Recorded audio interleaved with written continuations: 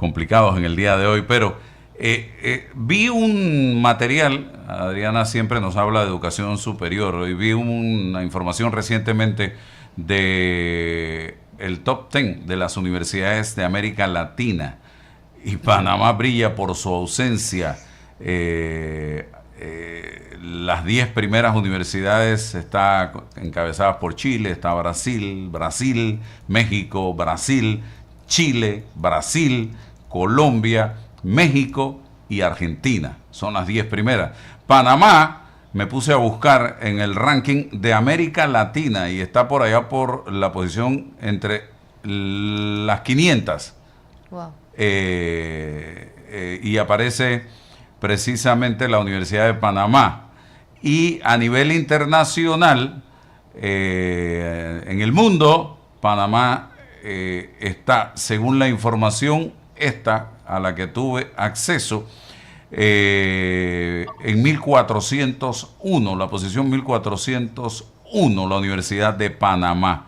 Así que no hay nada de qué alegrarse en un ranking de esta naturaleza. Bienvenida, Adriana. Muchísimas gracias, Álvaro. Efectivamente, los rankings siempre han sido una forma de medir quizás la calidad que hemos encontrado no sé, como humanidad, de valorar lo que hacen las universidades. Y esto significa a través de unas métricas que se han decidido en unos rankings. La investigación, la opinión de los empleadores es lo que generalmente más pondera en estos rankings para poder calificar a las universidades. Y yo creo que esto va a tener un cambio todavía más importante con lo que está pasando en general sobre el mercado laboral y lo que está impactando la llegada de la inteligencia artificial y los procesos de automatización. Creo que va a haber un espacio mucho más complejo. Un poco escuchaba los nombres que mencionaba, los países, los ecosistemas, hablemos de ecosistemas, porque cuando hablamos, tú ves siempre que son universidades de unos países los que en Latinoamérica están generando resultados. Y es un ecosistema que permite, que flexibiliza, que da autonomía para que las instituciones, sean públicas o privadas, generen resultados. Y yo creo que es un tema que hay que revisar. Para mí sería una de las principales, en este momento, revisiones que yo haría. ¿Qué ecosistemas están funcionando? Inclusive en este momento donde hay tanto cambio y donde hay tanta incertidumbre. ¿Qué sigue funcionando? ¿Qué hay en esos ecosistemas que, ya que tú mencionas Panamá, no tenemos nosotros? ¿Dónde debemos apostar como país? ¿Qué cambios tienen que haber para que esto pueda tener resultados diferentes? Si bien las estructuras públicas y privadas por naturaleza son diferentes, creo que hay un tema muy importante en esta etapa. Inclusive veía recientes reportes, por ejemplo, de Argentina. La UBA de Argentina está empezando a tener alianzas con otras instituciones educativas para tener acceso a tecnología con desarrolladores de tecnología. Algo que ha pasado en las instituciones y para darte un poco lo que creo que está pasando en este momento y que creo que debería pasar, que está dando resultado, es que las instituciones educativas tienen que transformarse no solamente en su política, en sus docentes, en su capacidad, lo que siempre hablamos, sino que hay un punto de entender los cambios que están pasando en la sociedad siendo parte de ellos. Y eso no significa solamente tener profesores que estén trabajando en el medio. Significa que las instituciones tienen que tener tecnología de primera línea en sus aulas con gente preparada y que pueda hacer esa transferencia entre la tecnología y la educación. Lo que ves en la UBA, por ejemplo, y lo que está pasando en Argentina, es que se están sumando y están haciendo inversiones conjuntas para desarrollar tecnología que sea usada en el aula, de la misma que se está usando en las empresas. Hoy por hoy el mercado laboral está teniendo un cambio profundo, tan profundo que todavía no lo entendemos. Lo que estamos viendo son grandes olas de despidos en Estados Unidos. Las multinacionales, especialmente las de tecnología, son las que están teniendo los primeros cambios en personas. Algo que decía Elon Musk, que recientemente estuvo entrevistado y pues por supuesto es una de las compañías que está creciendo mucho más rápido y que entiende un poquito mejor cómo se va a estar desarrollando en los próximos meses, porque esto cambia tan brutalmente que no podemos casi que prever más allá. Y es que, por ejemplo, profesiones como la de desarrollador definitivamente están desapareciendo. Hablábamos de cambios, en su momento también inclusive yo lo pensé, que las profesiones se van a mantener y solamente van a tener unos cambios cosméticos, unos cambios, perdón, profundos, pero se van a mantener. Pero lo que estamos viendo ya, por ejemplo, en el mundo del desarrollo, es que ya no hace falta saber código, ¿no? Cómo se programa en Python, cómo se programa en C++. Esto empieza a perder total importancia en el desarrollo de una profesión como por ejemplo el desarrollador, y la lógica empieza a tener mucho más importancia y obviamente entender cómo se mueven los sistemas nativos de inteligencia artificial. Entonces acá empieza a haber un cambio profundo de la carrera, de los contenidos, que tiene que ser inmediato, sobre la marcha, porque la educación hoy más que nunca va a cobrar un valor importantísimo en esta nueva sociedad. Todos vamos a tener que educarnos, todos, para esta nueva sociedad que empieza. Entonces la educación va a ser muy importante. La gran pregunta es, ¿quién la va a proveer? ¿Quién va a dar ese espacio de suplir una necesidad puntual donde la gente tiene que empezar a ver la educación también de forma diferente? A veces vemos que no solamente es un tema de las universidades, también es un tema de quién llega a la universidad. Te lo digo también desde una reflexión profunda que hago como docente universitaria, de docentes que van a empezar a involucrar tecnología en el aula. Y esta transformación profunda, quien llega como estudiante quiere hacer el trabajo rápido y fácil. Y a mí me gusta hacer una claridad, y me encanta que ojalá lo escuchen muchas personas, aprender cuesta. Si no te está costando, no estás aprendiendo, porque son cosas que tú antes no tenías en tu acervo y tienes que entender cómo llegas allá. Eso cuesta. Y a veces siento que la nueva medida y nosotros mismos como sociedad, como que queremos que no nos cueste. Entonces llegamos a un aula de clase o llegamos a una formación y esperamos que sea rápido. Y entonces inteligencia artificial me impacta todavía más porque yo entrego algo hecho por inteligencia artificial.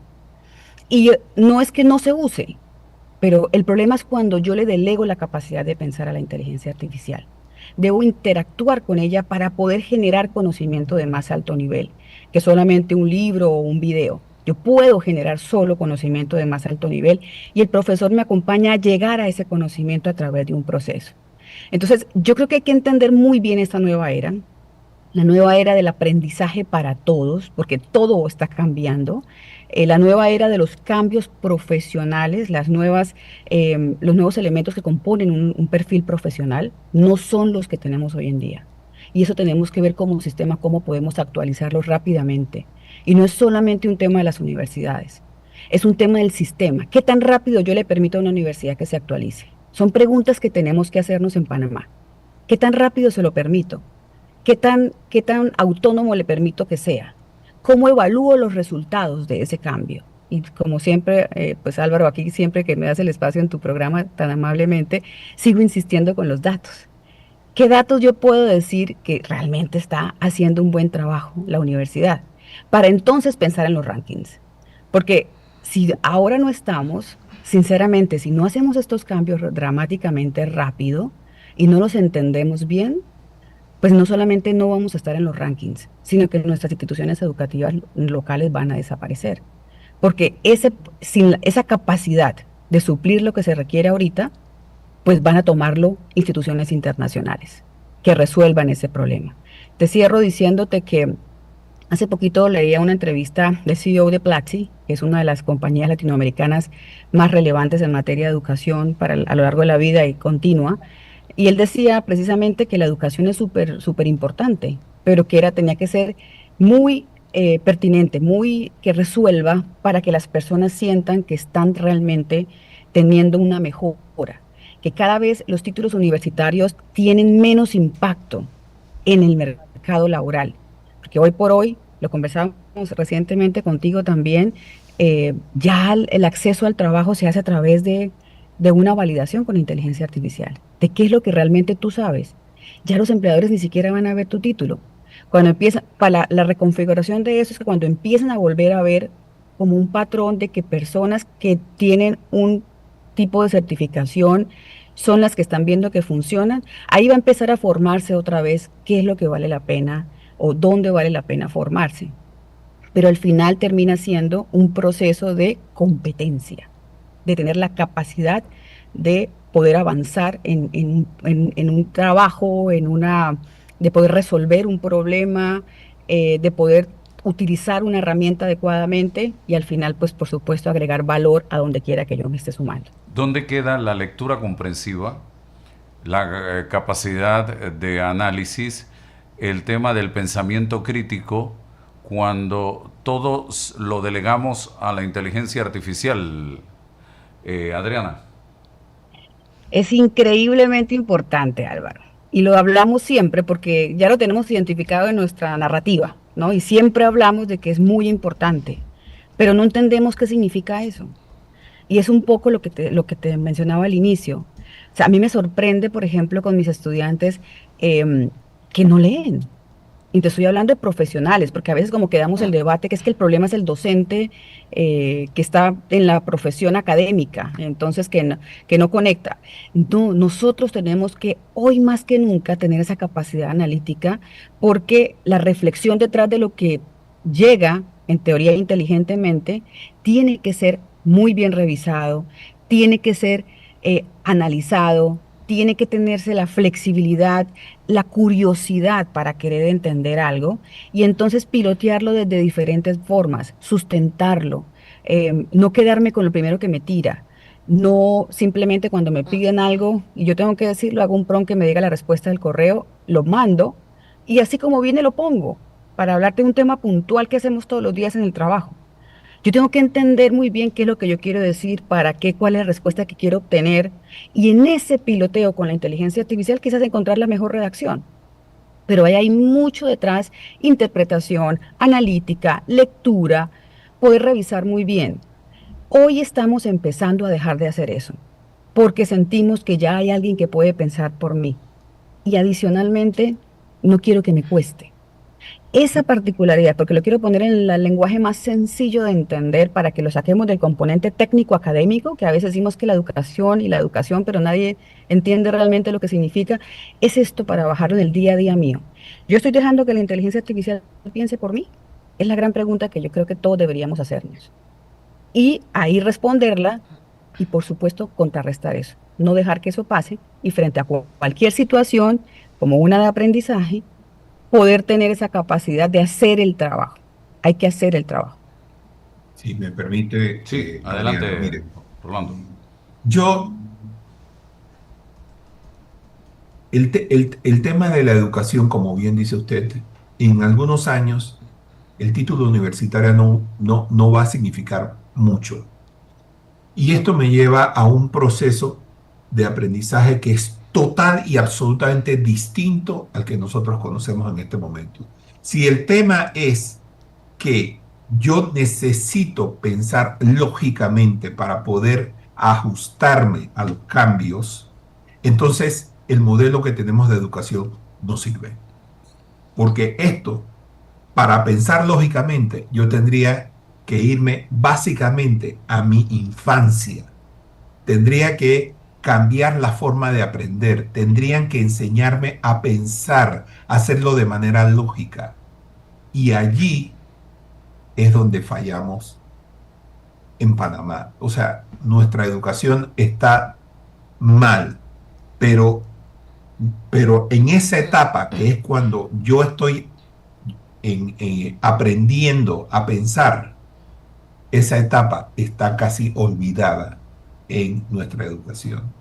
Y esta etapa es importantísima si queremos formar hacia adelante profesionales que puedan superar los retos que, como bien dice usted, son brutalmente distintos a medida que pasa el tiempo.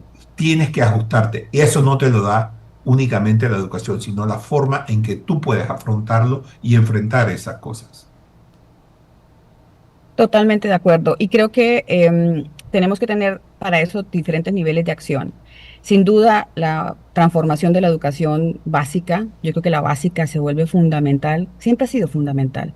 La primera infancia, donde los niños entienden cómo van a aprender durante toda su vida, es súper importante. Y yo creo que estrategias específicas para la primera infancia, con una analítica muy clara de esto, es sin duda lo primero que hay que hacer. Un tema de trabajo en aula. No es solamente un tema de capacitación y de entregar información a los profes. Hay que estar con ellos en el aula porque ahí es donde cambian las prácticas. Esto es muy importante, la práctica docente cambia. Creo que es algo que se tiene que trabajar también para prepararnos hacia el futuro, enfocarnos en una formación no de contenido, no de cantidad de información, porque la información en este momento no es lo importante. La información en este momento está disponible, la podemos trabajar, inclusive hay herramientas tan maravillosas como el caso de Notebook, que te permite leer complejidades de documentos que antes eran pues complejas de leer, hoy te permite sintetizar ideas sin dejar de pensar, pero tienes acceso a la información. Son Acá el tema, herramientas. correcto, correcto. Y está disponible la información. Cómo la procesas, es el uso de ese tipo de herramientas, pero sobre todo entender para qué. Yo creo que ahí nace un tema muy importante. Pero segundo, que los que ya estamos a esta edad, que ya pasamos ya esa parte de la niñez, pues va a ser muy difícil poderla incorporar. Sí tenemos que tener mucha claridad de que la responsabilidad de mi futuro no es de la universidad, no es del gobierno, no es del empleador. Es mía, es mía. ¿Y qué estoy haciendo yo para eso? Al final, también te lo comparto un poquito de la experiencia, pues obviamente con la compañía que tenemos y cómo estamos trabajando innovación y transformación digital en diferentes ámbitos en las universidades y en las empresas. Lo que nos encontramos todo el tiempo es que las personas están esperando que alguien les resuelva, que alguien venga y me diga qué hacer, porque si no me dicen, pues yo cómo voy a saber qué tengo que hacer. Y yo creo que esta etapa es una etapa totalmente de uno. O sea, yo, sin duda, eventualmente las instituciones empezarán a tomar acciones, pero yo hace rato sola estoy tratando de entender y tratando de ver qué tipo de herramientas realmente funcionan, entender el cambio, porque hay dos temas que me parece que siempre priorizamos al momento de elegir. ¿Qué hacemos? Primero, el contenido. Y entonces que tengan la mayor cantidad de contenido, que reciban la mayor cantidad de contenido y no realmente es.